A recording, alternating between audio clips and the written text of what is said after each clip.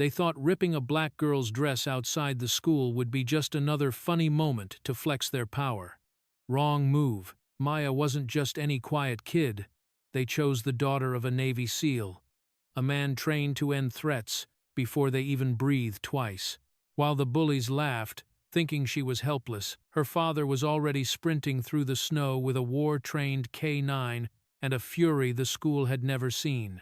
And when he arrived, the entire campus learned what real consequences look like. The wind sliced across the front gate of Crestlake High like a blade, carrying icy dust that clung to everything it touched. The old wooden shelter near the entrance creaked under the storm's pressure, its beams frosted white, its floor covered in a thin sheet of hardened snow. Students hurried past with their heads down, desperate to escape the cold, desperate to mind their own business. Maya Rivers moved slower than all of them. Her crutches pressed into the frozen wood with a muted thud every time she made a step. Her left leg, sleek, metallic, and unmistakably artificial, gleamed dully beneath her winter skirt. She walked with practiced rhythm, every motion careful, controlled, disciplined. She didn't like attention. She didn't like sympathy even more, so she kept her gaze down, breath steady, expression unreadable, but attention found her anyway. Braden Cole leaned against one of the wooden pillars, varsity jacket half open, snow landing on his blonde hair without him caring. Kyle stood behind him, phone already raised as though he had been waiting for Maya the entire time. Trevor, bulkier and quieter but just as cruel, positioned himself casually near the exit path, closing the trap without a word. Maya noticed too late. Her crutch slipped slightly as she halted. "Please," she said, voice calm but tight. "I just want to go back to my dorm." Braden pushed off the pillar with a smirk so wide it almost split his face. "Back to your dorm? Come on, Maya. Don't be boring. We just want to talk." His voice dripped with mock friendliness, fake, taunting, poisonous. Maya's jaw tightened. She adjusted her grip on her crutch. "I don't want trouble." "Oh, but you attract it," Braden said, circling slowly. "Walking around here like you belong, acting like you're equal." Kyle snorted behind the camera. "Yo, get this angle, Bray. The snow makes her look like some sad documentary case." Trevor stepped closer, blocking the only path out. The temperature dropped further. Maya felt it even through her coat. Her heart slammed against her ribs. "Look at me," Braden said. She refused. "I said look at me." He moved so fast she couldn't brace one gloved hand gripping her chin, forcing her face upward. Maya inhaled sharply, her balance faltering. "There she is," he said softly, mockingly. "Our little charity admit. Guess Crestlake really needed to fill their diversity quota this year." A few students across the yard paused, watching. None came closer. None spoke. Maya tried to pull away, but Braden's grip only tightened. "What's wrong?" he said. "Leg giving out?" Kyle laughed. "Which one?" "Oh, wait." Maya swallowed the burn in her throat. She'd dealt with cruelty before, but something about Braden's eyes, cold, gleeful, hungry, made every instinct scream. She tried to move again. He stepped in front of her. "Where are you going?" Braden asked. "We're not done." Trevor folded his arms. "Just answer him." Maya's fingers trembled around her crutch. "Please. I just want to leave." Braden's smile thinned. "See, that's the thing. You don't get to walk away." Then he did it. He reached forward, grabbed the hem of her skirt, and yanked. Hard. The ripping sound tore through the winter air, sharp, violent, unmistakable. A gasp escaped Maya's throat.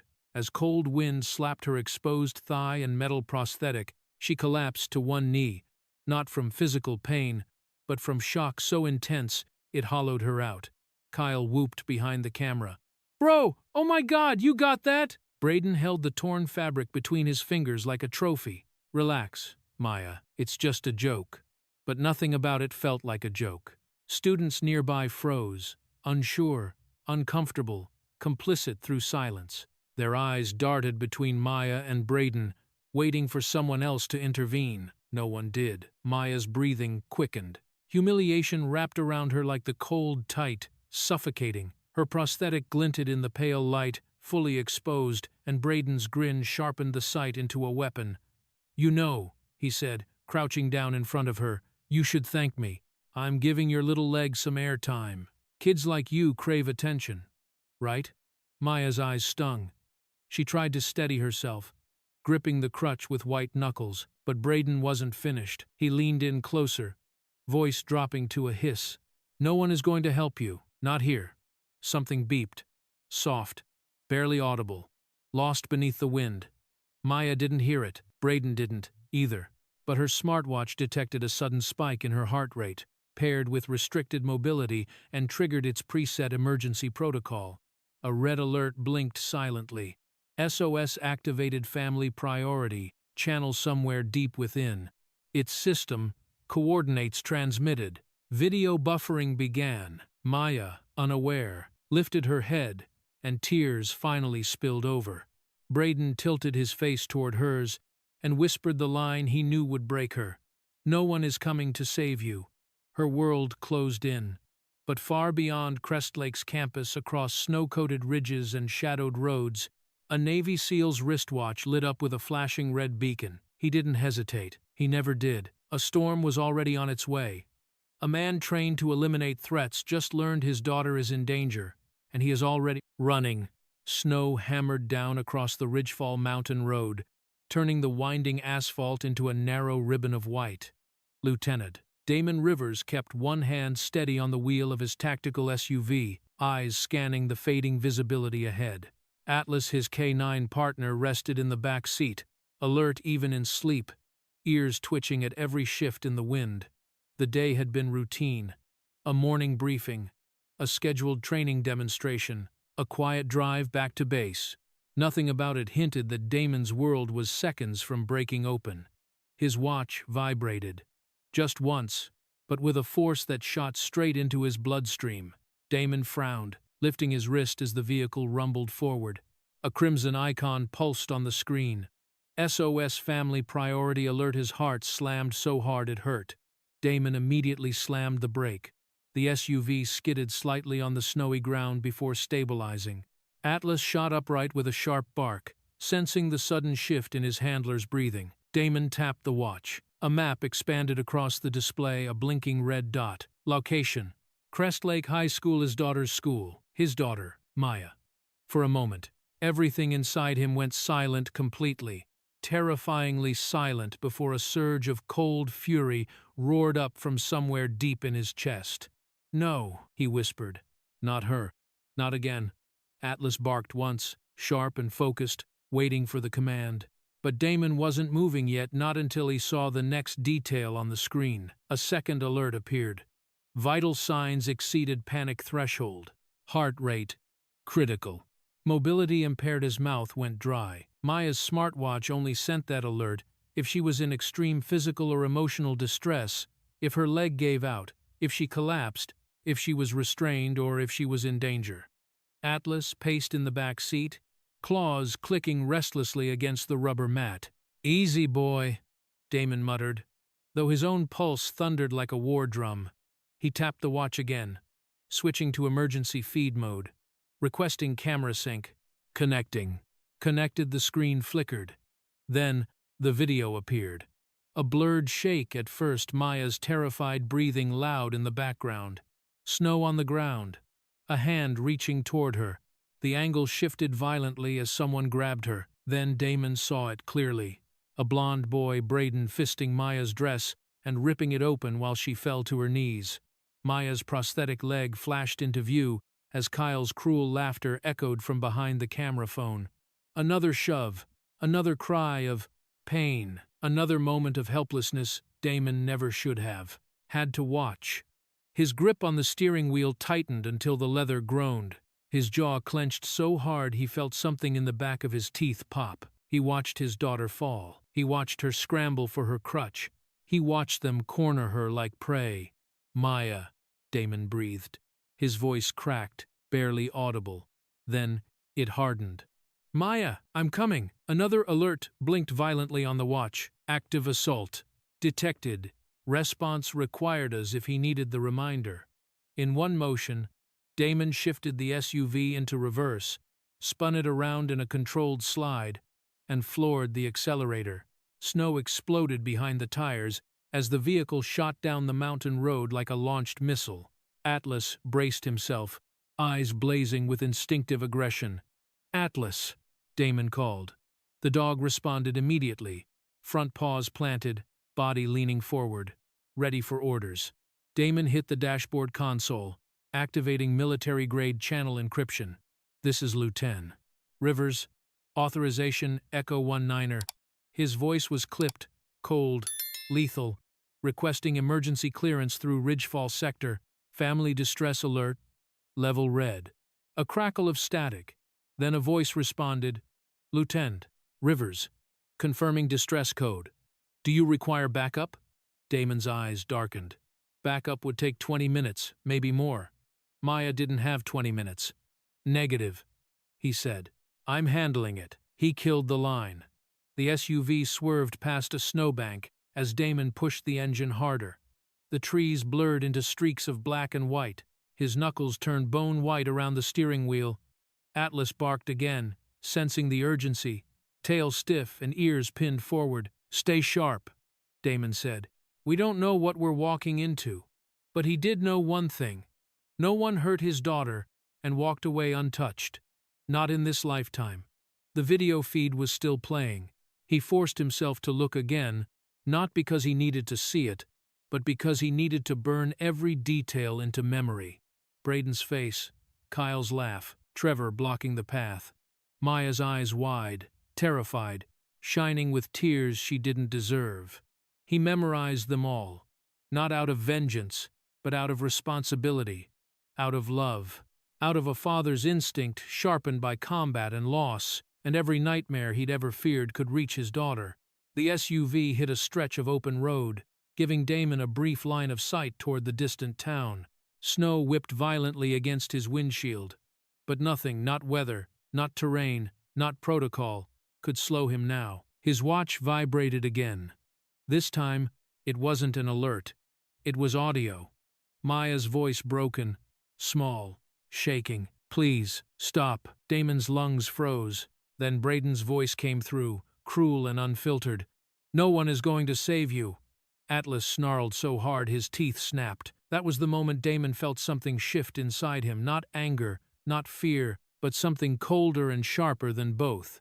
A switch, a trigger, a soldier waking up. He had tried to leave the battlefield behind. He had tried to build a life where Maya never had to see the world he came from. But someone had dragged her into violence anyway. Now the consequences were theirs to endure. His fingers tightened around the gearshift. "Maya," Damon whispered, voice trembling between rage and resolve. "Your father is coming." The SUV roared through the blizzard like a beast unleashed, and behind him, Atlas howled a deep, guttural sound that vibrated through the metal frame of the car, a promise of what awaited anyone who dared hurt his girl. But back at Crest Lake, what was happening to Maya was already spiraling beyond what Damon had seen, and the bullies had just crossed another line. The wind shrieked through the wooden shelter like something alive, rattling the loose planks and sending icy needles of snow sweeping across the floor.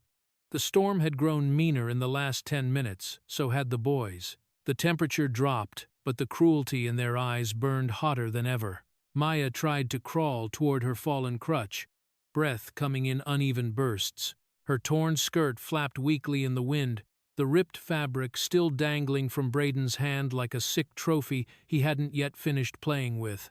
"Don't even think about it," Braden snapped. He stepped forward and grabbed the half-torn hem again.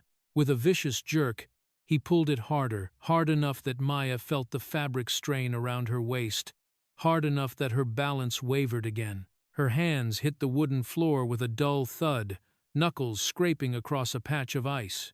Kyle cheered from behind his raised phone. "Yo, bro, rip it clean. Do it." "Shut up," Maya whispered, her voice cracking before she could stop it.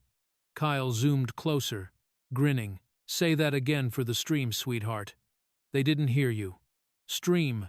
The word stabbed her. She hadn't known he was recording earlier, but streaming, broadcasting? She reached out again for her crutch. Trevor beat her to it. He nudged it with his boot, then kicked it across the floor. The metal clattered and spun before sliding toward the edge of the shelter. Maya let out a desperate breath. Please, please don't. Trevor leaned down. Why not? His voice was low, almost curious. You think anyone's coming to help? Look around. She did. Dozens of eyes watched from the edges of the courtyard, students lingering under umbrellas, behind scarves, on the steps of the school. Some looked worried, most looked afraid, but none moved, none spoke. They were spectators, not saviors. You hear that? Braden said. Silence. That's how much you matter here. He pulled the skirt again. This time the fabric tore all the way to the seam. The ripping sound was so loud it cut through the howling wind. Maya gasped, her hands flying instinctively to cover herself. The sudden exposure sent a blast of winter air straight against her prosthetic, making the metal ache with cold. And then it happened. Her knee buckled. She fell hard onto her right side. The impact shot lightning up her hip, and she cried out without meaning to. Trevor laughed. Kyle nearly dropped his phone from excitement. Oh my God, look at that, Kyle shouted. Bro, her robot leg is out. Maya curled inward, gripping her knee, the pain radiating hot and sharp. Her prosthetic, usually hidden, usually something she controlled, was now fully visible under the ripped skirt. The exposed carbon fiber gleamed under the gray sky. Laughter exploded around her. Braden clutched his stomach. Dude, she looks like she belongs in a scrapyard, Kyle wheezed. The live chat is losing it. Hold on, I need to switch the angle. This is gold, man. Maya felt her throat close. She tried to push up on her elbow, but Trevor stepped forward and planted his boot on the wooden floor right beside her hand, blocking her from rising. You're not going anywhere, he said. The humiliation burned deeper than the cold. She could handle physical pain. She'd handled it before surgeries, rehab, endless training sessions to relearn how to walk. But this? Being torn apart in front of her peers, exposed, mocked, broadcast? This was different. This was violation. She blinked hard, trying to force the tears back. But they came anyway, hot, blurring, unwanted. Aw, Braden cooed. Is the little cyborg gonna cry? Maya inhaled sharply because if she didn't, she might scream. Kyle moved closer, phone lifted high. Guys, get ready, she's gonna lose it. Hold on, streaming to my backup account too. But as he zoomed in on her trembling face, a notification flashed across his screen. He didn't see it, too busy laughing, but the anonymous viewer watching the stream did. A username, unown00, a phrase, recording active, an icon, screen capture enabled. Someone was saving everything. Not just watching, saving. Kyle had no idea. Trevor grabbed Maya's arm as she tried to inch toward her crutch. Didn't we tell you? You stay. Maya jerked her arm back. Stop, just stop, please. Trevor shoved her. She hit the floor again, shoulder first this time, her palms scraping across the cold wood. The shock rattled her insides. She curled protectively around herself, shivering even in her coat. Braden crouched down, face inches from hers. His breath smelled like mint gum and ego. Why do you keep getting up, Maya? Haven't you figured it out? People like you don't win here. Maya clenched her jaw, forcing herself not to break, not to give them a show. Kyle zoomed in again. Bro, get her face. She's about to cry again. Back off, Maya whispered, trying to lift herself. Her arms shook. Her prosthetic slipped slightly on the icy floor. Braden pressed one finger to her forehead and pushed her lightly, mocking, effortless, sending her backwards again. Stay down! Kyle laughed louder. Dude, this stream is insane. Look at these comments. They want more. Maya's stomach twisted. More? How much more did they want to take? Her fingers brushed the cold floor, numb, desperate. She scanned the area. Her crutch was just a few feet away, but it felt like miles. Then she heard it. Very faint, deep, powerful. A sound rolling through the wind like thunder. A growl. Low, resonant, not human. Maya froze. Kyle didn't notice, still narrating to his live stream. Trevor didn't notice, too busy blocking Maya's path.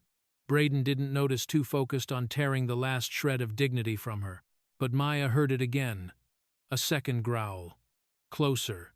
Stronger, like the earth itself was warning them. Her pulse stumbled. No, no, it couldn't be. Could it? Maya! Kyle barked. Look up here for the stream!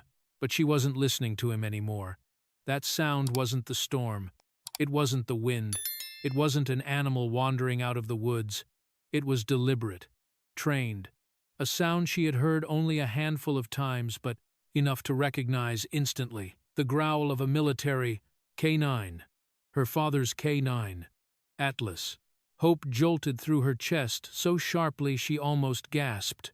She reached forward, trembling, and her fingers finally grazed her fallen crutch. She pulled it toward her, gripping it like a lifeline, forcing her body upward inch by agonizing inch.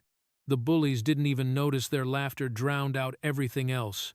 But the growl came again, this time loud enough that even the wind seemed to flinch. Somewhere, beyond the courtyard, something powerful was approaching, something unstoppable. Maya's breath shook as she rose to her knees, crutch in hand. For the first time since the nightmare started, she felt the smallest spark of hope, and that hope would soon explode into reality because a Navy SEAL and his war-trained K9 were already closing in, faster than anyone could imagine. The snowstorm thickened as Damon Rivers tore down the final stretch of Ridge Road, the tires of his SUV snarling against the ice. Wind battered the windshield, but he barely felt it. His focus was a razor cutting through every obstacle in his path. Ahead, the stone pillars marking the entrance to Crest Lake High rose through the haze like silent sentinels. Atlas. Ready, Damon barked. Atlas, braced in the back, let out a sharp, anticipatory growl. His muscles tensed, his eyes locked forward. He didn't need more instructions. He had sensed it danger, the kind that ignited every war-trained instinct inside him. Damon slammed through the open gate, snow exploding beneath the wheels. Students scattered out of the way, gasping as the SUV fishtailed before stabilizing. Damon didn't stop at the parking lot. He drove directly onto the snow-packed walkway leading toward the courtyard. The moment the vehicle slid to a halt, Atlas leapt out, even before the door fully opened, landing in a predatory stance. Hackles raised, nose locked on the direction of distress. Damon wasn't a second behind him. The cold punched him in the face, but adrenaline made him feel nothing. He sprinted full-speed boots, pounding against the frozen ground. He didn't care about the people shouting after him. He didn't care that several students pointed phones at him. He didn't even care that protocol forbade him from storming a school campus in uniform because his daughter was somewhere ahead, and she was afraid. A sound sliced through the storm, the unmistakable muffled cry of a girl in pain.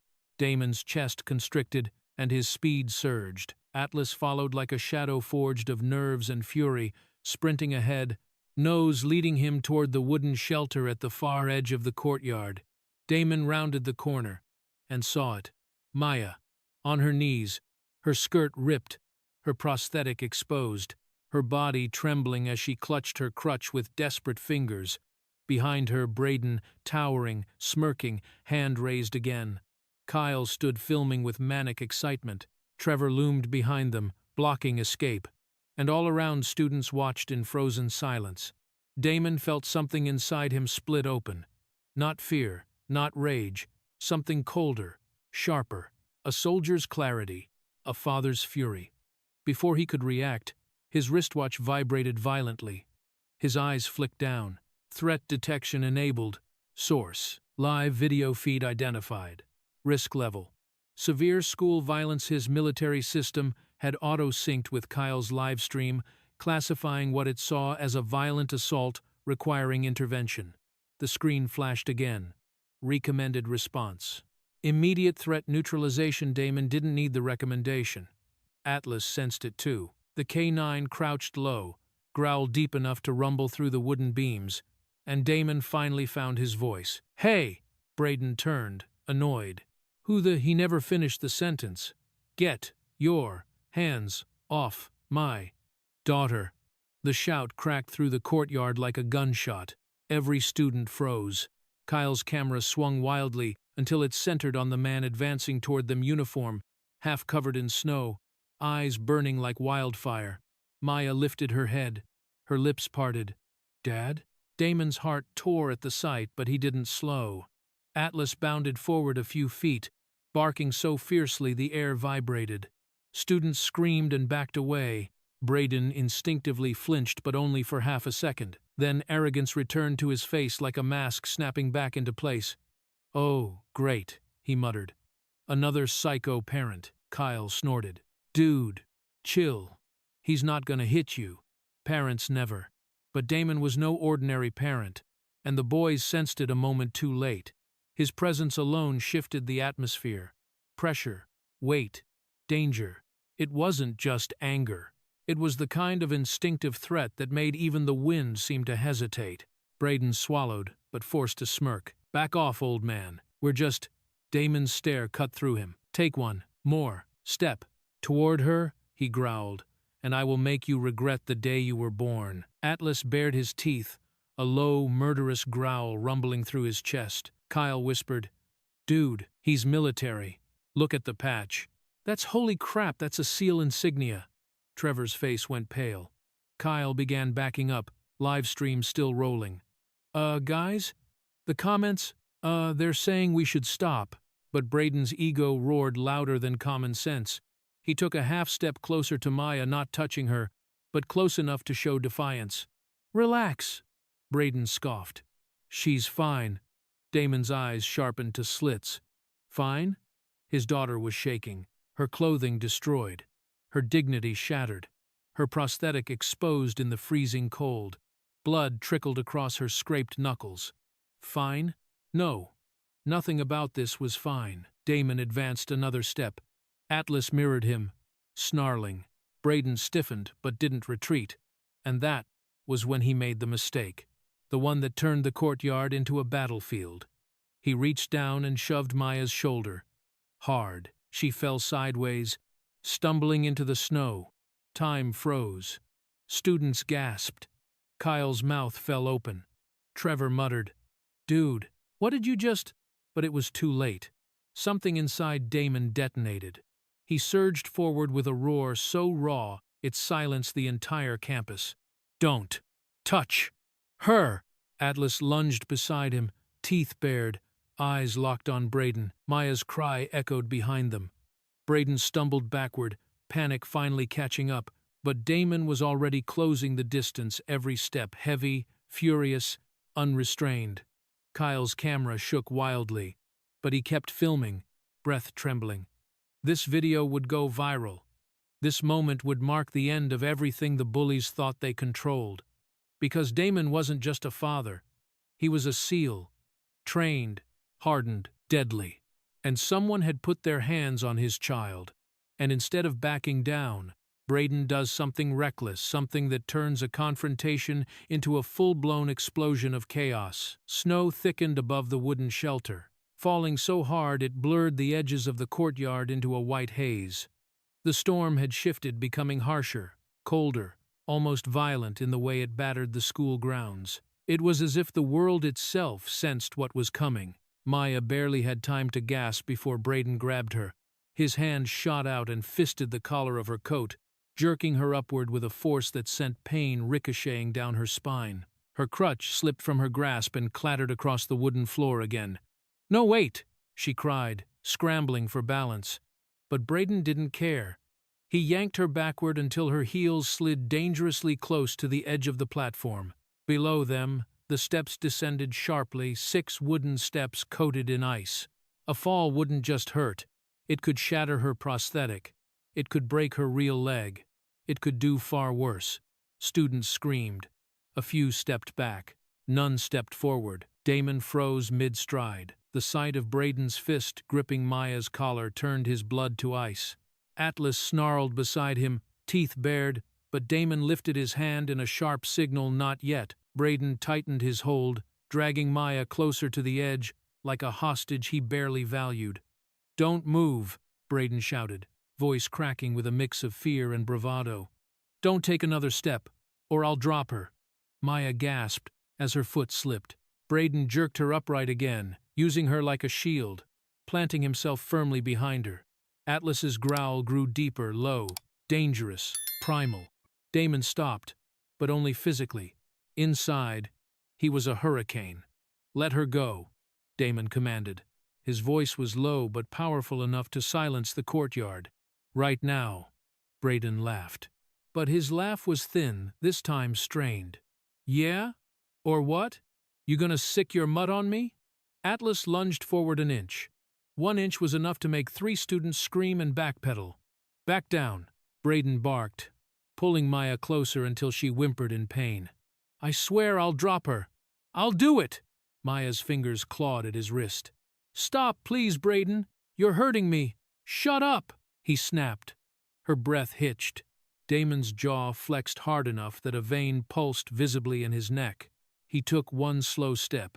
Braden's eyes went wild. "Don't come closer.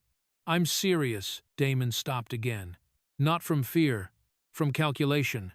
He measured the distance, the angle of Braden's grip, the placement of Maya's prosthetic, the exact moment Atlas could strike without harming her, the wind direction, the slick ice underfoot, a dozen tactical assessments in half a second.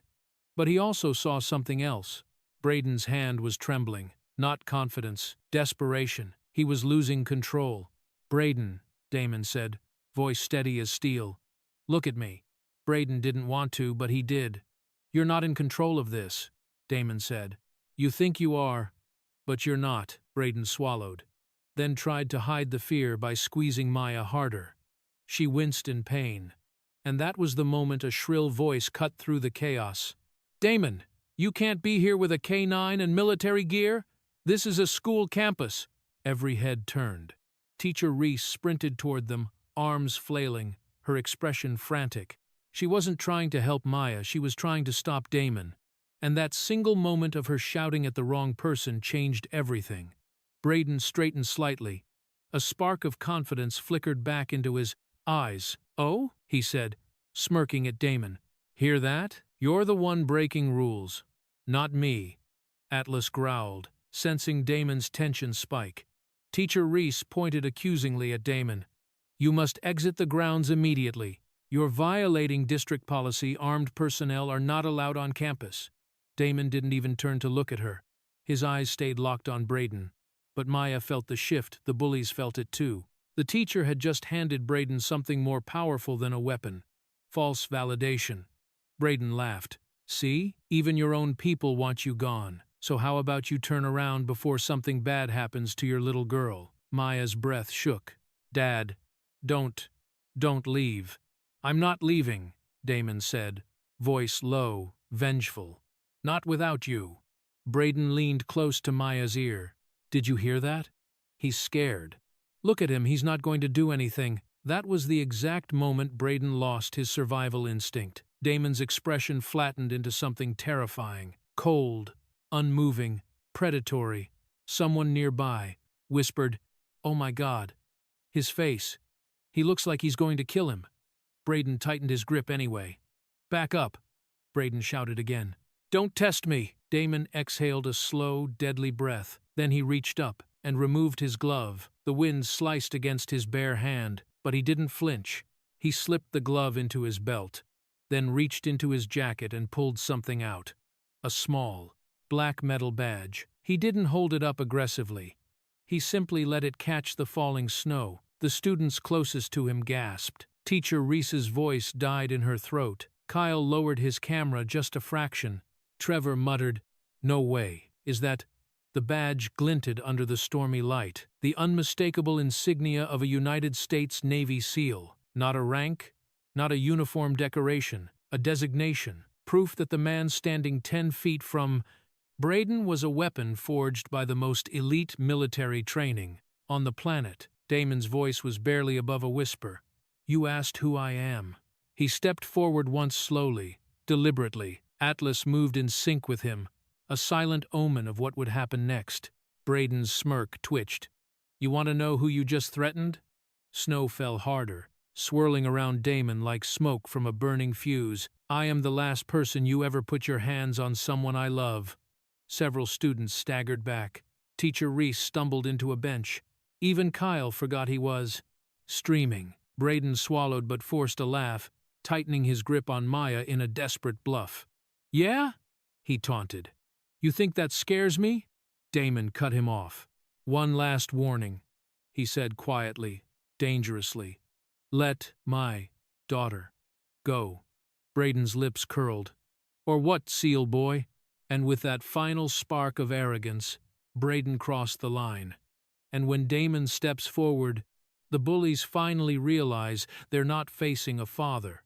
They're facing a weapon trained to end threats.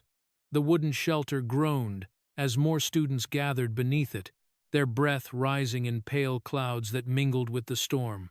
The snow fell harder now, fast enough to blur the edges of everyone's silhouette. Phones were raised, lenses glinting beneath the falling flakes. Maya felt the weight of every stare, every recording press against her skin like a bruise. But nothing weighed heavier than the moment Damon lifted the Navy SEAL badge. The world seemed to stop. The small metal emblem glinted under the dim winter light, a cold flash of authority that didn't need explanation. The air thickened. Even the storm's howl seemed to retreat from its presence. Damon's voice followed, low and lethal. "You just assaulted a disabled student," he said. On camera. Every word dropped like a hammer on stone. A ripple of shock moved through the students. A few gasped. One girl covered her mouth. Someone whispered, "He's a SEAL. Oh my God." Braden froze. For the first time since the confrontation started, his bravado cracked and the fear beneath it leaked through. His fingers twitched against Maya's collar. His jaw tightened, but his hand trembled. Trevor swallowed hard, shifting his weight backward. Kyle's camera wobbled, but he kept streaming, adrenaline overriding caution. Damon didn't look at Braden at first. He looked directly at the phone lens, straight into Kyle's live stream. "Thank you," he said calmly. "This footage will be extremely useful." Kyle's face drained of color. His hand jolted, and the stream jerked wildly as comments exploded across the screen. "Did he just... Bro, you're screwed.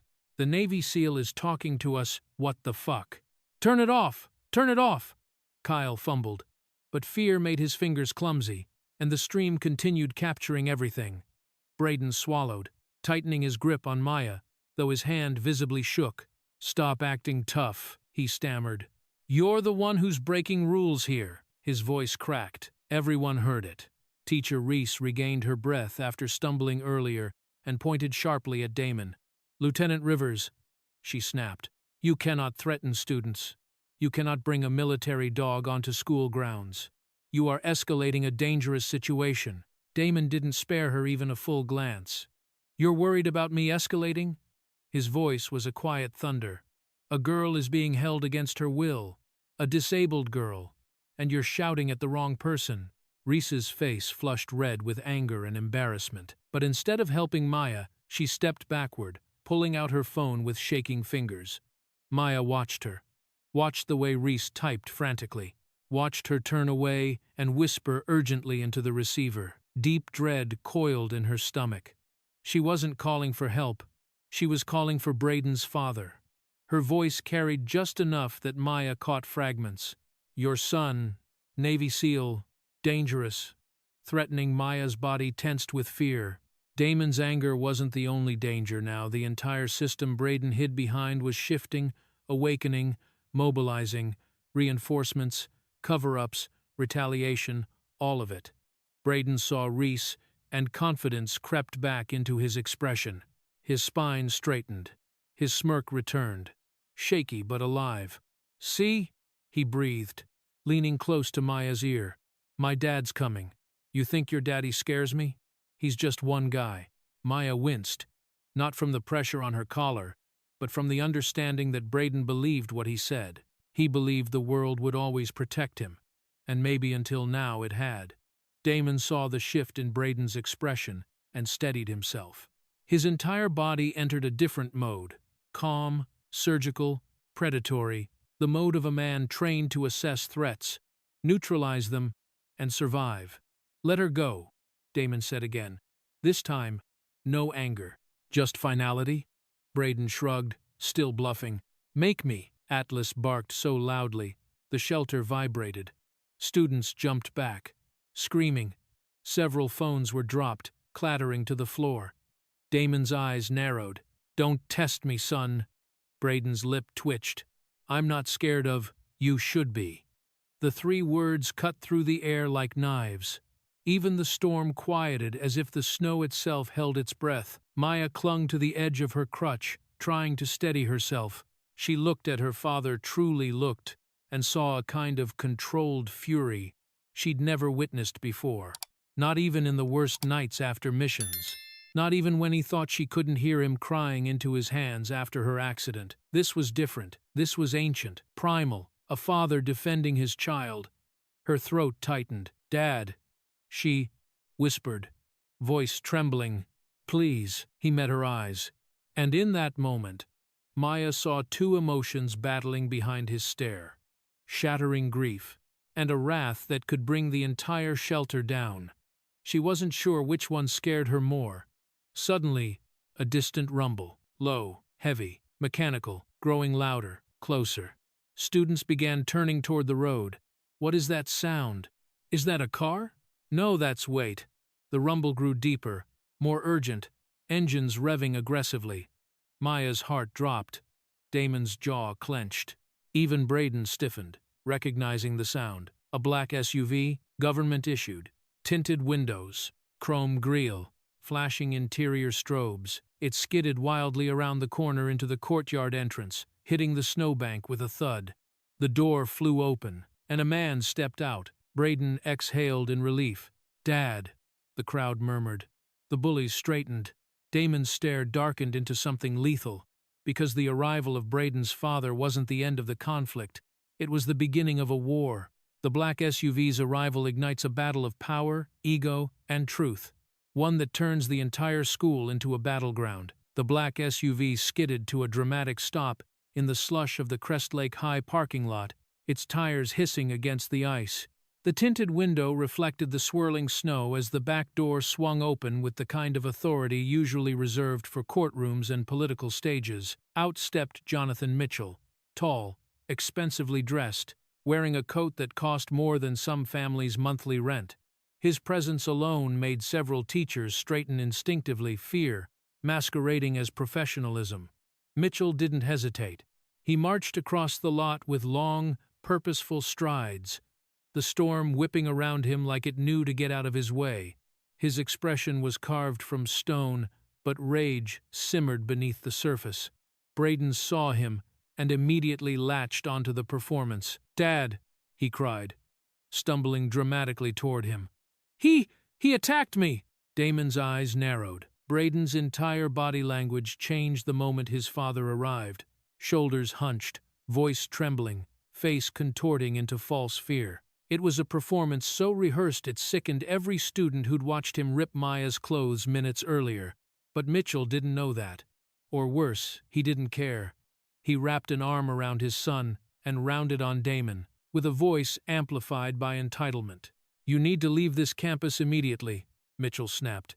"You are trespassing, intimidating minors, and bringing an attack dog onto school property." Atlas growled, hackles lifting, reading the hostility radiating from both Braden and his father. Damon remained completely still. His badge glinted under the falling snow. "Your son assaulted my daughter," Damon said, enunciating every syllable like a blade sliding from its sheath. Mitchell scoffed.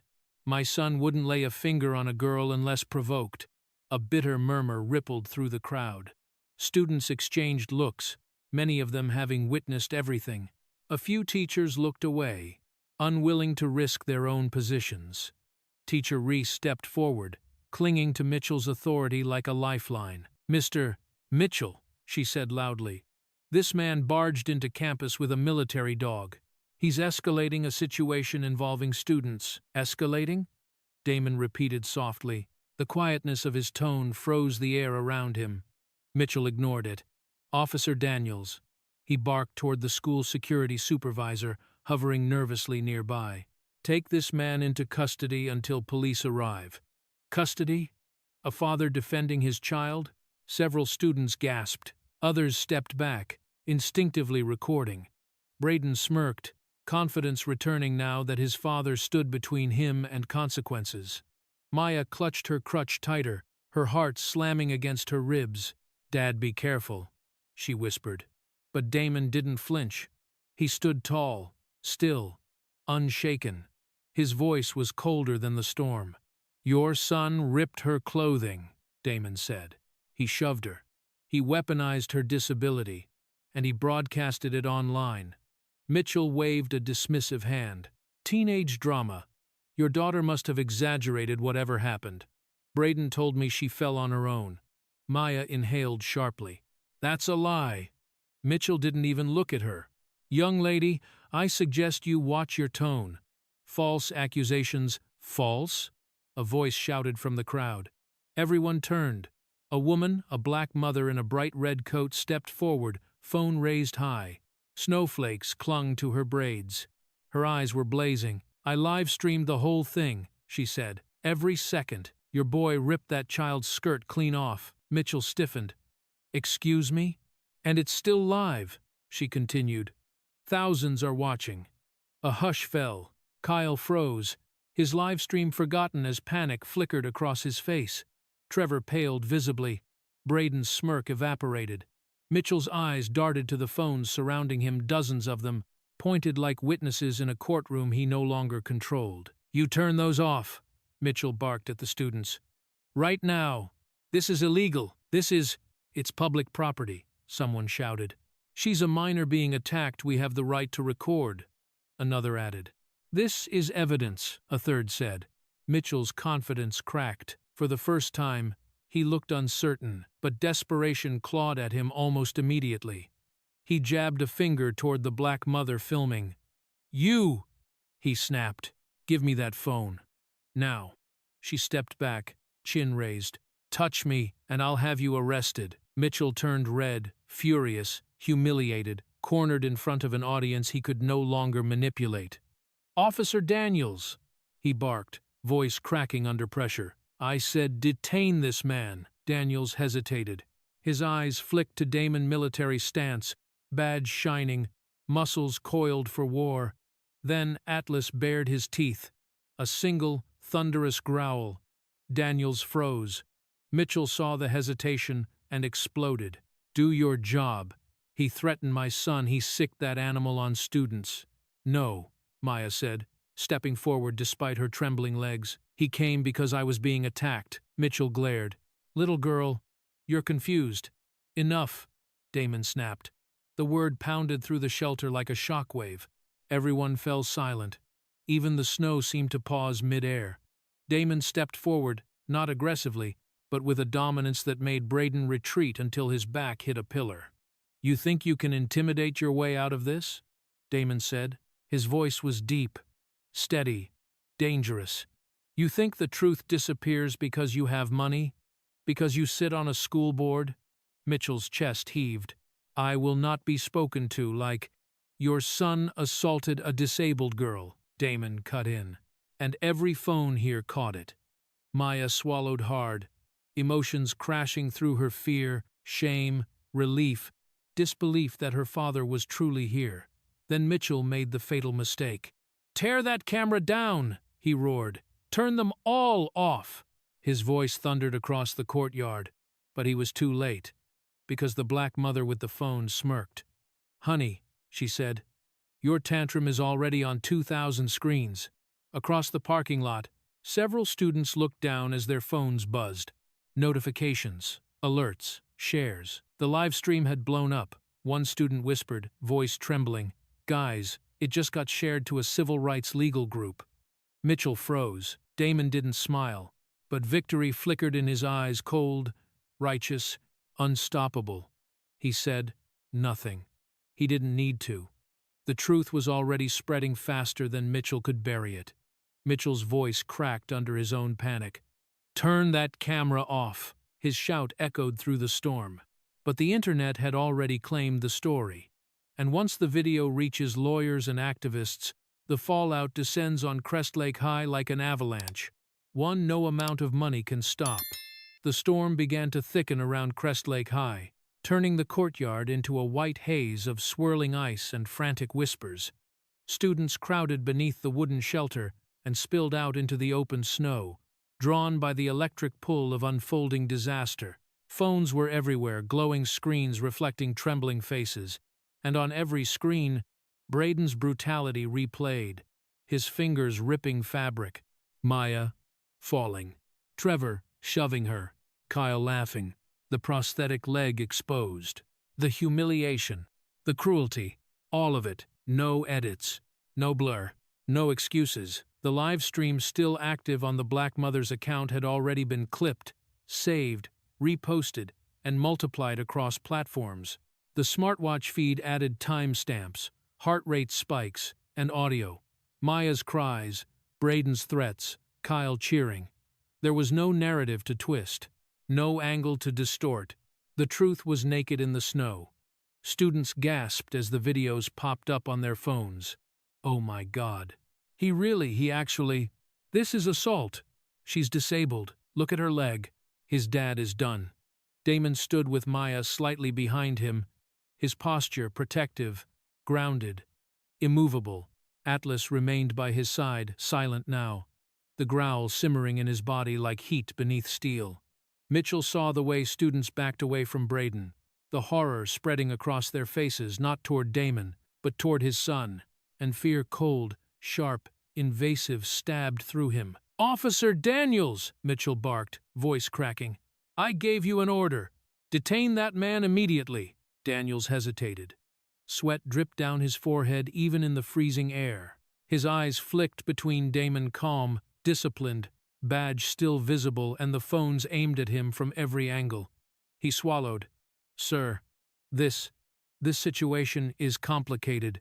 "Complicated?" Mitchell exploded. "If you don't arrest him right now, you can clear out your locker." A quiet murmur rippled through the crowd. Mitchell had overplayed his hand again. Daniels stepped backward, fear eclipsing obedience. "I'm not putting my hands on a Navy SEAL while he's defending his injured daughter in the middle of a live stream," he muttered under his breath. Mitchell heard it. The fury in his face deepened. Braden clung to his side, shaking not from trauma, but from collapsing arrogance. The reality of exposure was hitting him harder than the cold wind. Dad, do something," Braden whispered. This looks really bad." Mitchell tightened his jaw. "It's nothing I can't fix. Just stay behind me." But he was wrong. This wasn't something he could fix. A new engine noise broke through the storm. Lower, heavier, official. A police cruiser turned the corner, lights flashing blue against the snow. The crowd parted. Whispers surged. "Oh no. Is he here to arrest Damon? Wait, why does he look?" The officer stepped out. Dark uniform. Confident, stride. Eyes sharp beneath the brim of his hat. But when he saw Damon, he stopped. Recognition flickered. Respect followed. Then something warmer.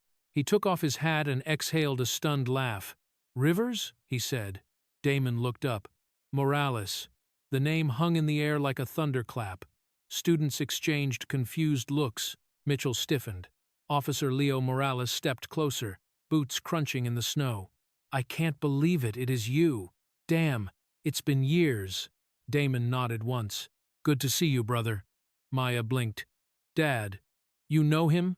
Morales smiled at her with genuine warmth. "Your father saved my life, kiddo. Twice." Mitchell tensed. "Officer Morales, this man is trespassing, threatening minors." Morales held up a hand. "I'll be the one deciding that." His voice shifted friendly warmth replaced by police authority. Morales turned to the crowd. "I need to know what happened here. If anyone has footage," he didn't get to finish the sentence, because dozens of students raised their phones simultaneously, and the Black Mother stepped forward, live stream still rolling. "You want evidence? Honey, we've got hours of it." Morales took her phone, watched 10 seconds of the video. His face hardened instantly. Another 10 seconds. His jaw clenched. At the moment, Braden ripped Maya's skirt the first time. He closed the phone, took a deep breath, and turned to Mitchell. "Your son is in serious trouble." Mitchell's eyes widened. "You're joking." Morales shook his head. What I'm seeing is a textbook case of assault against a disabled minor. And since it's recorded from multiple angles, public, time-stamped, and streamed, this qualifies as aggravated assault. Braden's knees buckled. I didn't mean," he stammered, panic rising like bile. "It was a joke," she fell. Trevor pushed, Kyle filmed. Every word only buried him deeper. Morales turned toward Damon next. "And you?" Morales paused. "Lieutenant, you handled yourself better than half the officers I've worked with. You didn't escalate. You didn't strike back. You protected your daughter." Mitchell lunged forward. "Officer Morales, this is outrageous. That man barged onto campus with a military dog." Morales didn't blink. "That man responded to a distress signal from his injured daughter. And the footage proves she was being attacked." Morales, listen to me," Mitchell hissed, but desperation strangled his words. "Enough," Morales said. "I'm initiating a formal investigation into the assault of Maya Rivers." Gasps spread across the crowd. Braden stumbled backward, face pale. No, please, Dad, do something." Mitchell grabbed his son's shoulders. "Stay calm. I'll fix this. I always fix this." But even he didn't believe it anymore. The comment section on the live stream exploded. Screens lit up everywhere, buzzing with alerts as the video reached new platforms, new audiences, new sets of eyes. Maya steadied herself, leaning on her crutch. She didn't feel triumph. She didn't feel vengeance. She felt tired, shaken, overwhelmed, but also seen.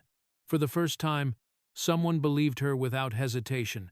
Damon placed a steady hand on her shoulder. His touch said everything he couldn't say out loud. Morales turned back to Mitchell. "Sir, stand down. Any interference will be considered obstruction." Mitchell's mouth opened, then closed. Someone across the yard murmured, "His power doesn't work anymore." Braden looked around, trembling, his facade shattered, his confidence broken, his voice barely a whisper. I didn't mean to. I wasn't trying to." But the world wasn't listening to excuses. The truth was too loud now. But this confrontation is only the beginning, because Crestlake High is about to face a legal and political firestorm, starting with an emergency disciplinary hearing.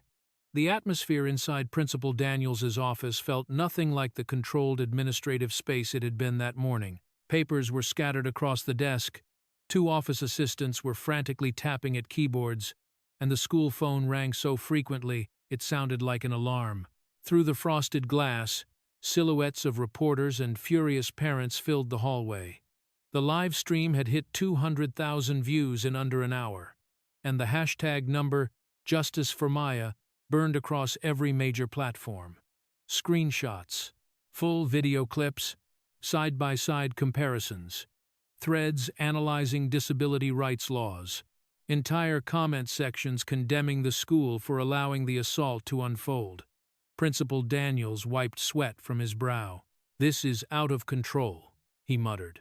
"It wouldn't be out of control," Jonathan Mitchell snapped, pacing like a caged animal, "if someone had shut down the live stream the moment it started. Now my son is being defamed by internet mobs." Luis, the local police officer and Damon's former teammate, stood calmly against the wall, arms crossed. Damon sat beside Maya, keeping her close, one hand steady on her shoulder. Maya winced occasionally when the bruised skin beneath her torn coat shifted, but she stayed silent, watching, listening. Daniels's inbox pinged, then pinged again, and again. "Hundreds of emails," he whispered, scanning the subjects. "Investigation demanded. Unacceptable negligence. Protect Maya. Do not silence victims." He sank into his chair. This is a disaster." Mitchell slammed his palms against the desk. "Then fix it. Start by expelling the girl." Damon's head snapped up. "Try it." The threat in his voice was so sharp that even Luis straightened. Mitchell puffed out his chest. "Your daughter caused a disruption, a serious one. She was assaulted." Damon cut in. "On school property. On camera, by your son. She fell." Mitchell barked. "She provoked them." Luis stepped forward. "I saw the footage. She didn't provoke anything. Braden attacked her. Trevor assaulted her. Kyle recorded the crime. Mitchell turned purple. You're all turning on my boy over some video. Kids exaggerate.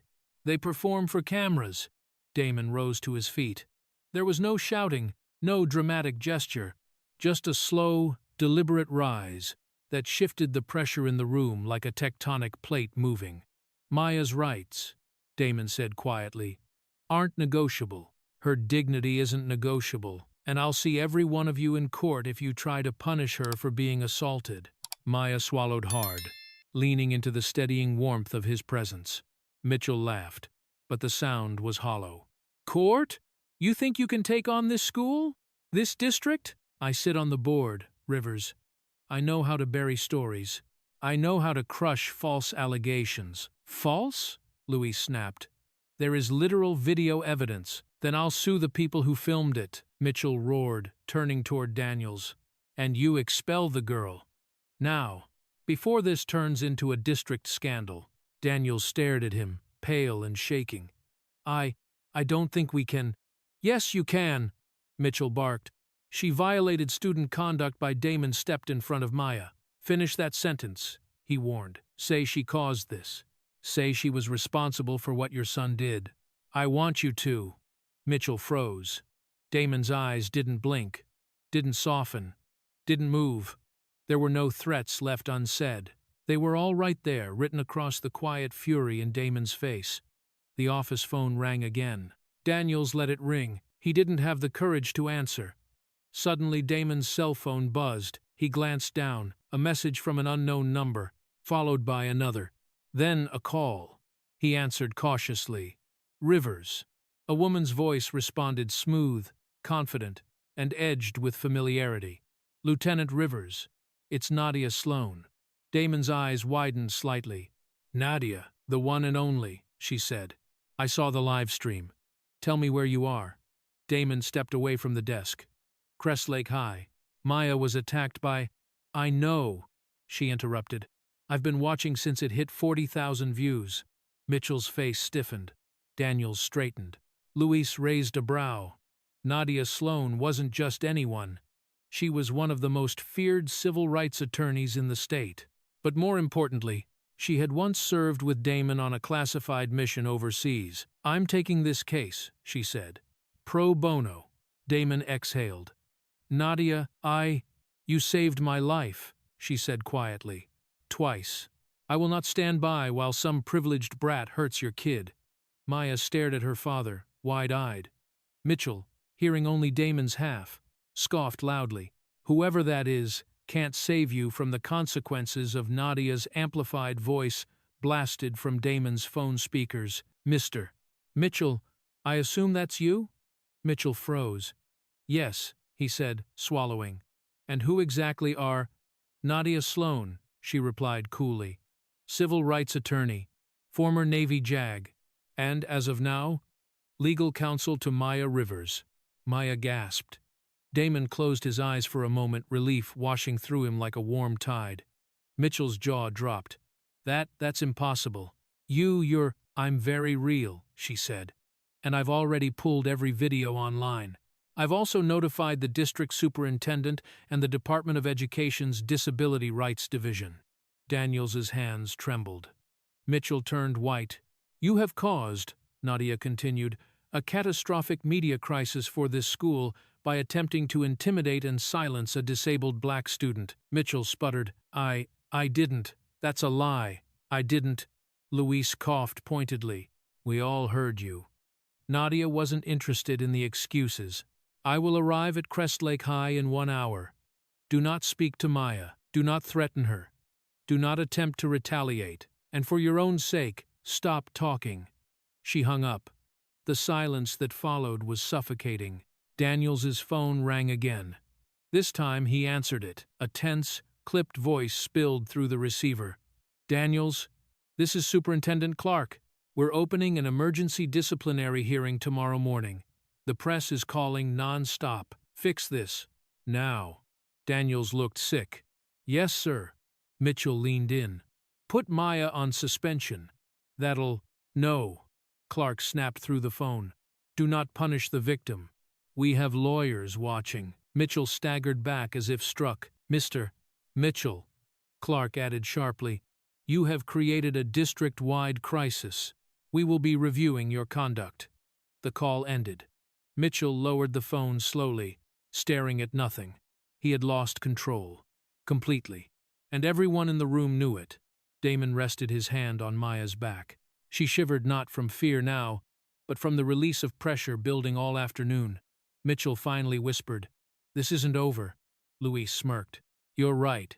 It's not." Maya straightened, gripping her crutch.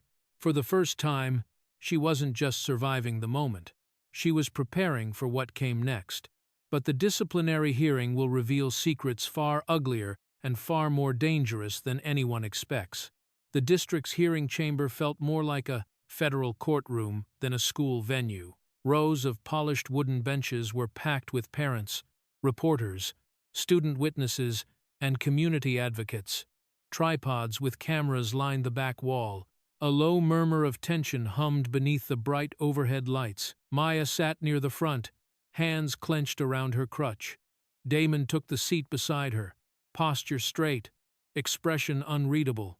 Atlas, wearing his official service vest, lay quietly at Damon's feet, calm, but alert enough that the room seemed to subconsciously give them extra space. Across the aisle sat Braden and Mitchell. Braden's foot tapped uncontrollably against the floor. His eyes darted from his father to the growing number of cameras. Mitchell leaned toward him constantly, whispering reassurances that sounded more like commands. "Don't speak unless you're asked. I'll handle this. You did nothing wrong." But Braden didn't look convinced. At the center podium stood Nadia Sloan, military posture. Sleek black suit, braided hair, pulled into a tight bun. The room reacted to her presence the way a battlefield reacts to a sudden shift in wind, with awareness, caution, and the unmistakable sense that someone dangerous had just stepped into play. The board president cleared her throat.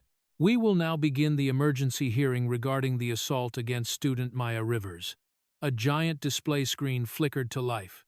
"Exhibit A," Nadia said, tapping her tablet. The first video played the live stream clip. Braden ripping Maya's dress, Trevor shoving her, Kyle laughing, Maya falling onto the frozen wood, her prosthetic exposed, her cry of pain. The room reacted viscerally, gasps, whispers, a few muffled curses. Nadia stepped aside as the video cut to the second-angle footage from Maya's smartwatch. The audio was painfully clear. Braden's voice, "Get up.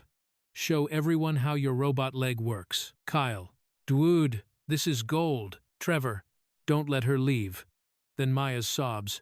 Then the rip of fabric. Then silence. The lights came back on. Braden stood abruptly. "It was a joke," he blurted. Just messing around. We didn't mean it like assault." Nadia raised an eyebrow.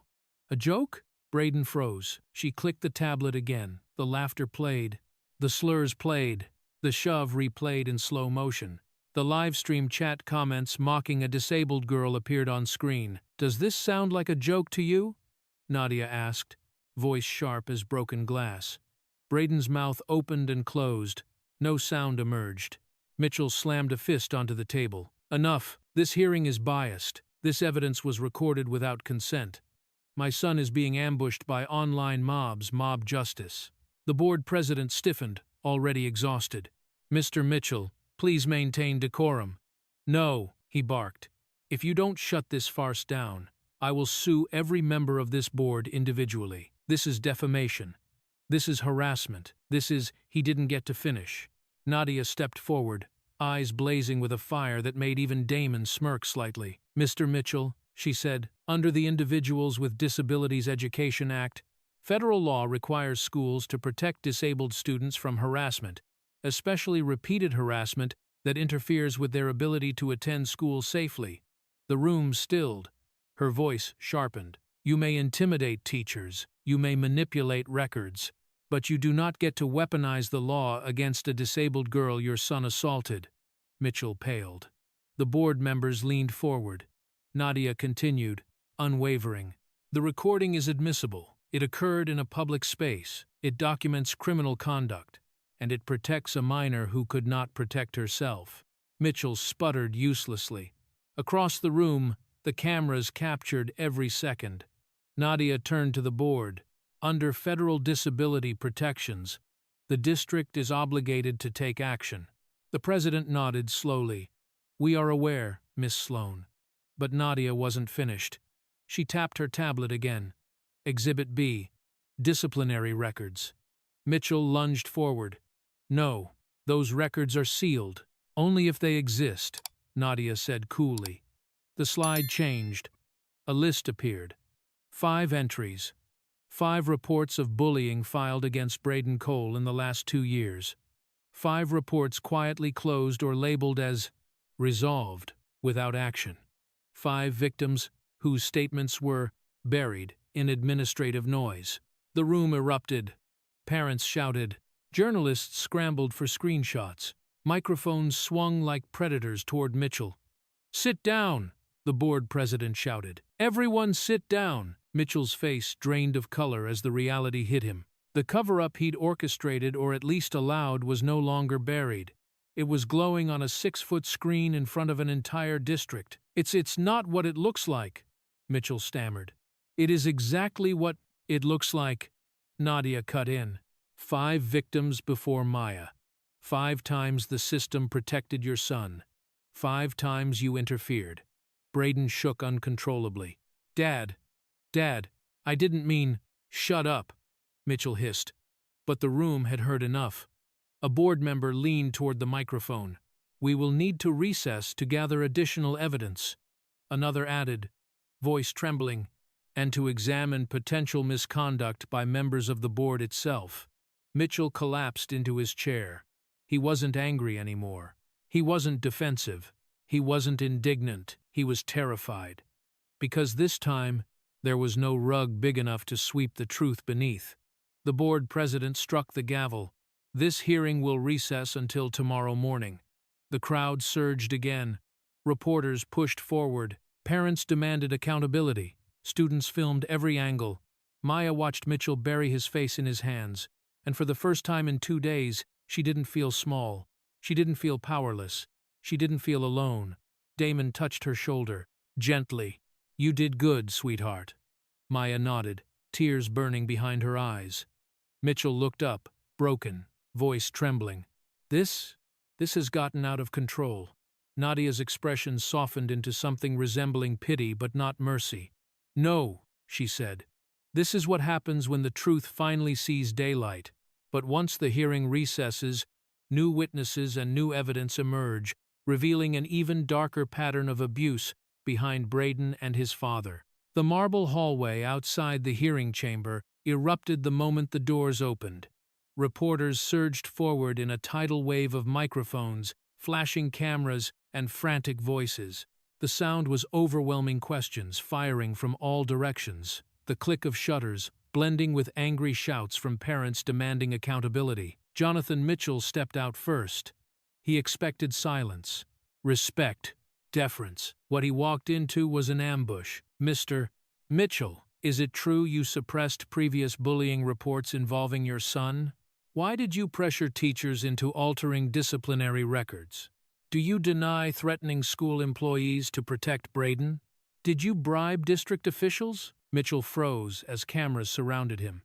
His face stiffened into the brittle smile of a man accustomed to control, now realizing it had slipped through his fingers. That information is taken out of context, he snapped, raising his hand to shield himself from the cameras. I have always acted in the best interest of the students. A reporter cut him off. Then how do you explain this? She held up a folded envelope sealed with the district's emblem. Anonymous documents leaked to the press, she said loudly, ensuring every microphone caught her words. They show that 5 staff members were pressured financially and professionally to downgrade or erase disciplinary actions involving your son. A gasp rippled through the hallway. Mitchell's expression cracked. That those documents are forged. They match district records. Another reporter chimed in. And your signature appears on the communication logs. Mitchell's mouth opened, but nothing came out. Behind him, Braden hovered, pale and shrinking into his hoodie. His hands twisted nervously at the sleeves. Cameras turned toward him. Braden, do you want to comment on the multiple accusations? Why did you attack Maya Rivers? Were you encouraged by your father's cover-ups? Do you regret any of your actions? Braden's breathing grew shallow. He tried to speak. Failed. Mitchell shoved a reporter aside. Back off! He's a minor. You can't. But the reporter he pushed stumbled into another journalist, who stumbled into a parent, who snapped. Your boy bullied our kids for years. This is what happens when you think you own the district. The hallway turned hostile. Parents shouted. Students filmed. Teachers whispered. Every eye watched the Mitchells unravel. Another journalist stepped forward. Mr. Mitchell, there are allegations you threatened a special education teacher last spring after she reported Braden mocking a nonverbal autistic student. Care to respond? Mitchell's face flushed red. Lies. All of it. The reporter held up her phone. We have the voicemail. The hallway roared. Mitchell lunged forward in panic. Give me that! But before he could grab the device, a firm voice sliced through the chaos. Enough. A member of the school board, an older woman with iron-gray hair and a spine straighter than steel, stepped into view. She faced Mitchell with the cold composure of someone who had waited a long time for this moment. Jonathan. Mitchell, she said, voice echoing down the marble hall. Effective immediately. You are suspended from the board pending a full investigation. Mitchell staggered as if struck. You can't suspend me. I am the board. The woman didn't blink. No, you were a liability we ignored for too long. Gasps spread through the hallway. Braden's breath hitched. Dad, what's happening? Mitchell grabbed his arm. Don't worry, I'll fix this. I always fix, but Braden yanked his arm away. No, you don't, he snapped, his voice cracking, raw, and loud enough for the entire hallway to hear. Mitchell froze. So did everyone else. Braden's chest heaved. His face twisted in desperation, shame, and betrayal all at once. You never fix anything, he shouted.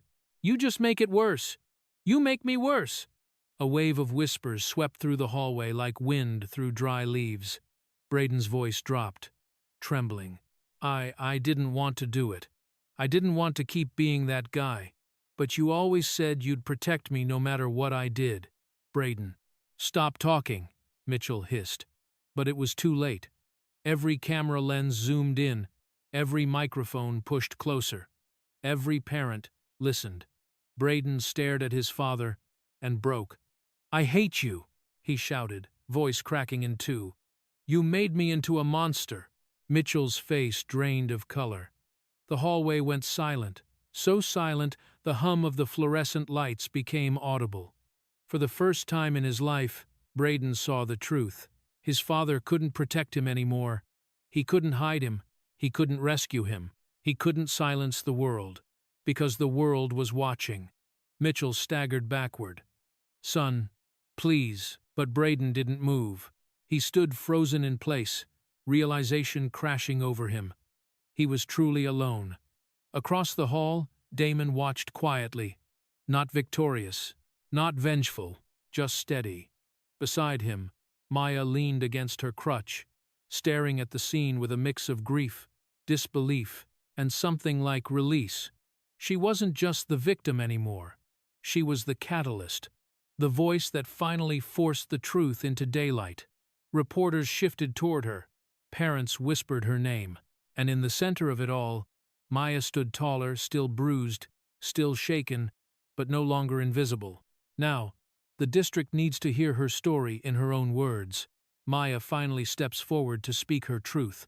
The second day of the disciplinary hearing carried a different weight. The air felt heavier, the whispers quieter, the tension sharper than the day before. When Maya entered the chamber, crutch in one hand, prosthetic visible beneath a long skirt, every eye turned toward her. This time, there was no murmur of doubt, no skeptical glances, only a deep, collective silence. Damon walked beside her, Atlas at his heel. When they reached the front, Nadia stepped forward, offering Maya a reassuring nod. You ready? The attorney whispered, Maya inhaled shakily. I think so. Nadia gave a tiny smile. Then let them hear the truth. The board president motioned her toward the podium. Miss Rivers, when you're ready. Maya positioned herself behind the microphone, gripping the edges of the podium to steady her trembling hands. The wood felt cold beneath her fingertips, but she needed that grounding. She swallowed, spoke softly at first. My name is Maya Rivers. Her voice wavered but didn't break. And this is what happened. The room held its breath. When school ended that day, Maya continued, I was just trying to go back to the dorm. I didn't do anything to Braden or his friends. I didn't look at them. I didn't talk to them. I just wanted to go home. Her throat tightened. She closed her eyes briefly, then forced herself to go on. Braden stopped me under the wooden shelter. He called me names. He made fun of my leg. And then he grabbed my skirt. A few parents gasped. A sniffle echoed from the back row. Maya's fingers whitened around the podium. He ripped it, she whispered, in front of everyone. And when I fell, they laughed. They called me a robot. They said I was broken. She lifted her head. Tears pooled, but she refused to blink them away. He pushed me. He shoved me toward the stairs. I was scared I'd fall and break my prosthetic. Or my real leg. Or worse. Damon clenched his fists at his sides, jaw tight. Nadia rested a hand on his arm, reminding him to stay grounded. Maya continued, voice trembling but steady. And when I tried to crawl away, they kept laughing. People were watching, but no one helped. I felt invisible, like I didn't matter at all. A wave of sorrow moved through the crowd. Several students began crying openly. Maya breathed shakily. But what hurt the most, she said softly, was knowing they thought I couldn't fight back. That because I'm disabled, I'm easy to hurt. She lifted her chin. That moment, the rise of her voice hit the room like a spark in dry grass. I didn't deserve that, she said. No one does. Silence. Absolute silence. The board president exhaled, visibly moved. Thank you, Miss Rivers. Your courage. A voice cut through the room. Wait. Everyone turned. Kyle.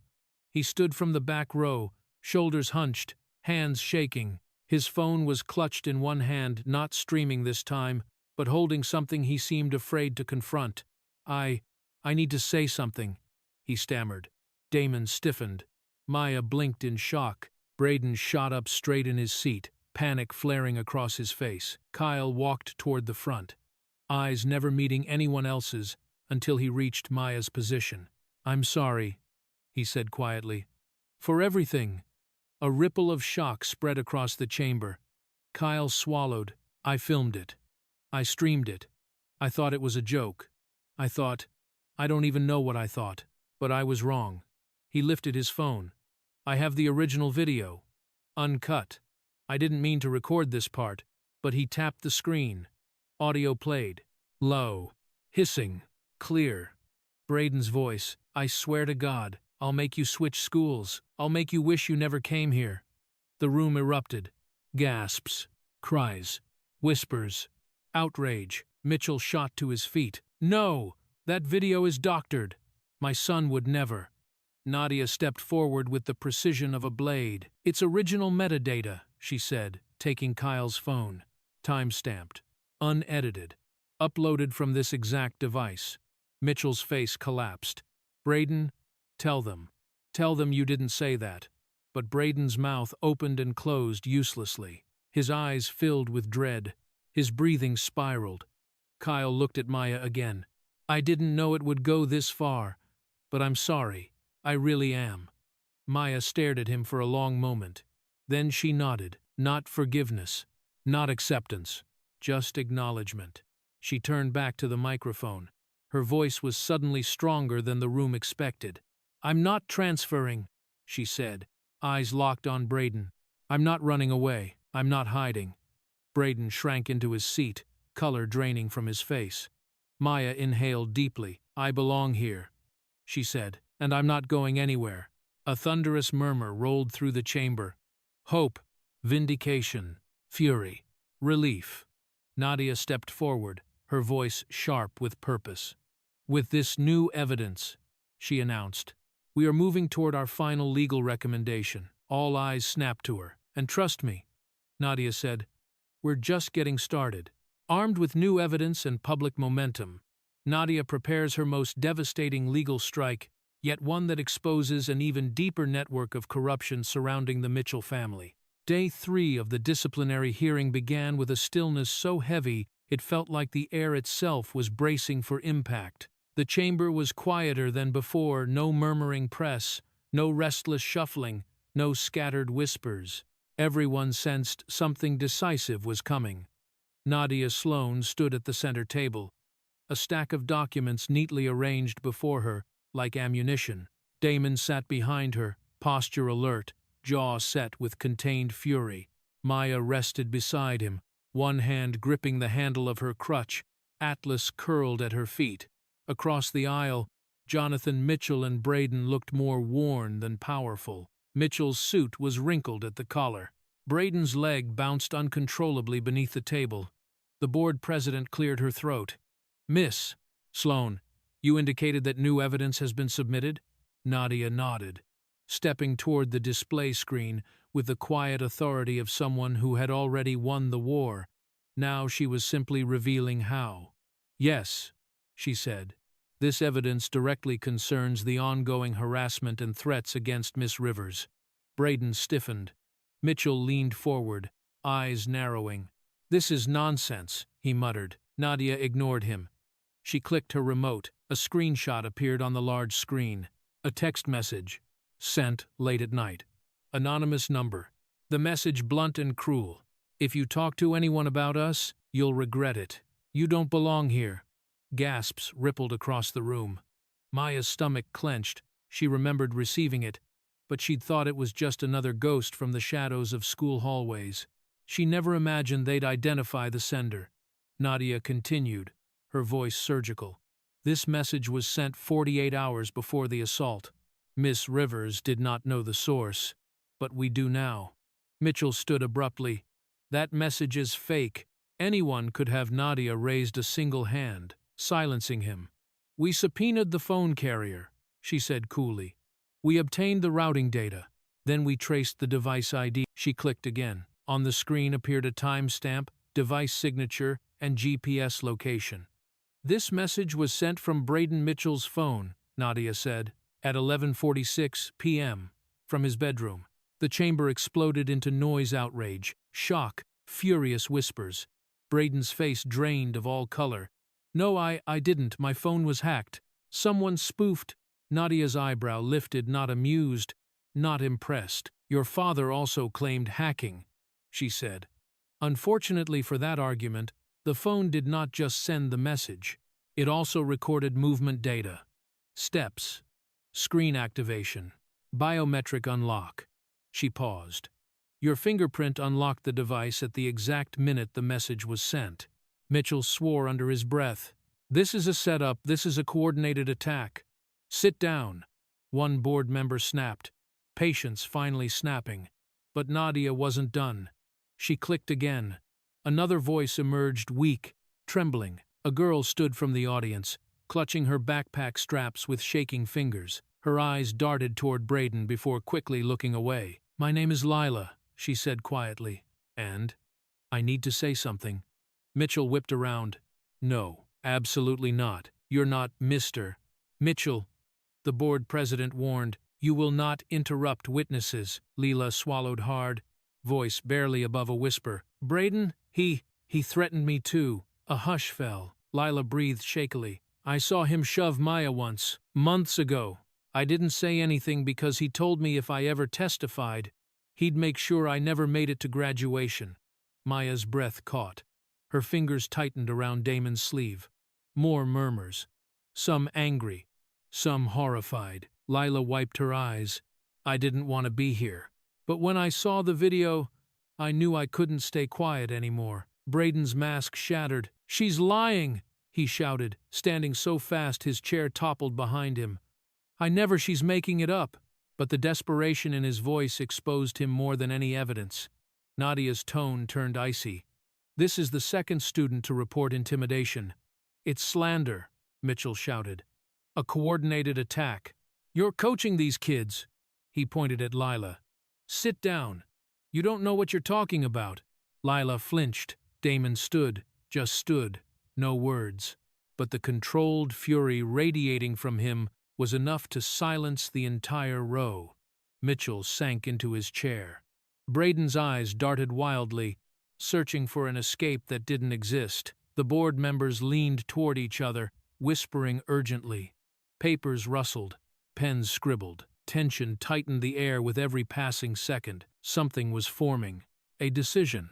A verdict. The board president finally looked up. Given the new evidence, she said slowly, including threats against a disabled student, intimidation of witnesses, and confirmed patterns of misconduct. Mitchell's breathing grew erratic. Braden's legs trembled. Even the reporters held their breath. The president continued, "It is clear that this situation extends far beyond a single incident. We are now addressing a pattern of bullying, retaliatory behavior, and violations of district and federal law." Mitchell stood again. "You can't, this is a witch hunt. You have no right." "We have every right," another board member interjected. "And more importantly, we have a responsibility." Their voices overlapped in hushed tones as they finalized the motion. Braden stared at Maya across the room. For the first time, his expression wasn't mocking, arrogant, or cruel. It was fear. Pure, unfiltered fear. Maya held his gaze. She did not flinch. She did not shrink. She did not apologize. She only spoke 4 quiet words that landed like a hammer. "I'm not going anywhere." Braden's face crumpled because he finally understood. No one could shield him now. Not the board. Not his father. Not the system built to protect him. The board president lifted her gavel. "Prepare for the final ruling." The gavel falls, delivering a verdict that shakes the entire district, and the consequences reach far beyond Braden. The entire Crest Lake High campus felt like it was holding its breath. Every classroom, every hallway, every phone screen. Students clustered together, gathered around laptops, tablets, and projectors. Teachers abandoned their lesson plans. Parents tuned in from work. Reporters linked the livestream directly into their news feeds. Even the storm outside had quieted, as if nature itself understood the gravity of this moment. Inside the hearing chamber, the atmosphere was suffocating. The board members sat with grave expressions, papers stacked neatly before them. Maya sat between Damon and Nadia, gripping her crutch with trembling fingers. Atlas lay beside her feet, sensing her nerves and pressing gently against her leg. Across the aisle, Braden shook uncontrollably. His father looked like a collapsing structure, eyes hollow, jaw twitching, hands clasped so tightly his knuckles turned bone white. The board president lifted the microphone. "This hearing is now in session for the announcement of the final decision." A hush fell so deep it seemed to swallow the air. She began reading. After reviewing all evidence, testimony, recorded footage, and the verified history of prior incidents, the district finds Braden Mitchell responsible for aggravated assault, harassment, discriminatory misconduct, and intimidation of witnesses. Braden's head dropped into his hands. The board president continued, "As such, effective immediately, Braden Mitchell is permanently expelled from Crest Lake High School." A collective gasp swept through the room.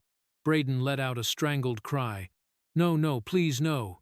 Mitchell reached for him, but Braden jerked away, burying his face in his arms as sobs tore out of him. The president went on, unflinching. "The case will be forwarded to the county sheriff's office for review of criminal charges." Mitchell staggered backward as if someone had shoved him. "Criminal? You can't. He's a child." "He didn't, this isn't." But the board was unmoved. "And regarding Mr. Jonathan Mitchell," the president continued, voice steady and cold, "the district has determined that his repeated interference in prior investigations was unethical, improper, and detrimental to student safety." Mitchell's breathing turned ragged. "Therefore, Mr. Mitchell is hereby removed from the school board, effective immediately." A roar swept the chamber, shocked exclamations, shouts, The clicking of cameras as reporters swarmed for the perfect shot of the moment Mitchell's empire collapsed. His knees buckled. He leaned against the wall, pale, trembling, unable to process the reality shattering around him. The president's tone softened just barely as she turned toward Maya. In addition, the school will issue a public apology to Miss Maya Rivers and her family for failing to provide adequate protection and allowing an environment in which such an assault occurred. Maya's breath hitched. She wasn't used to hearing the words, "We failed you," not from adults in power, not from institutions that had dismissed her pain before. But today, she heard it. Today, the world acknowledged her. And finally, the president said, the district will implement mandatory anti-bullying and disability sensitivity training for all faculty and students. The gavel struck. The hearing is concluded. Cameras exploded into action. Reporters shouted questions. Parents cried. Some teachers hugged one another in relief or shame. Braden collapsed into a chair, face buried, sobs echoing through the chaos. Mitchell tried to pull himself together enough to face the press, but as microphones swarmed him, he faltered. "Mr. Mitchell," a reporter shouted, "do you deny the allegations of manipulation and bribery? Is it true you threatened staff to cover up your son's behavior? Do you accept responsibility for enabling years of bullying?" Mitchell crumbled under the onslaught. His voice broke. I was just trying to protect my son." But even that excuse rang hollow now. For the first time, people saw the truth. His protection hadn't saved Braden. It had destroyed him. And then, a new voice cut through the chaos. "Excuse me, can I speak with Maya Rivers?" A man in a navy jacket approached, flipping open an ID badge marked with an emblem of a military nonprofit. "I represent the Valor Veterans Foundation," he said. "We partner with wounded warriors and their families. Miss Rivers, we saw your story, and we'd like to offer you something." Maya blinked. "Offer? Me?" He nodded warmly. "A state-of-the-art prosthetic leg, custom-designed, and a full academic scholarship from our Youth Resilience Program." Damon froze. "Wait, what?" The man smiled. "It's already approved. Your daughter has shown courage far beyond her years. We want to support that." Maya's lips parted in disbelief. Tears spilled down her cheeks not from pain, but from a surging, overwhelming sense of validation she had never felt so deeply. Damon pulled her into his arms. She collapsed against him, crying openly into his chest as Atlas nudged her shoulder in gentle reassurance. In that embrace, everything she had endured, the humiliation, the fear, the isolation, finally broke into light. Cameras caught the moment, not for spectacle, but because it was beautiful. A defeated family in the background, a triumphant girl in the foreground, and a father holding his child with the strength of a man who had fought wars, but none as important as this one. Maya lifted her face, tears clinging to her eyelashes, and whispered, "Dad, we made it." Damon kissed the top of her head. "No, sweetheart, you did." She turned toward the room, toward the future, toward the storm that had finally passed. Her eyes shone bright, defiant, unbroken.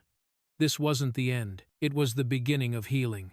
The final chapter where wounds are mended, relationships rebuilt, and Maya steps into a future no longer defined by fear, but by strength.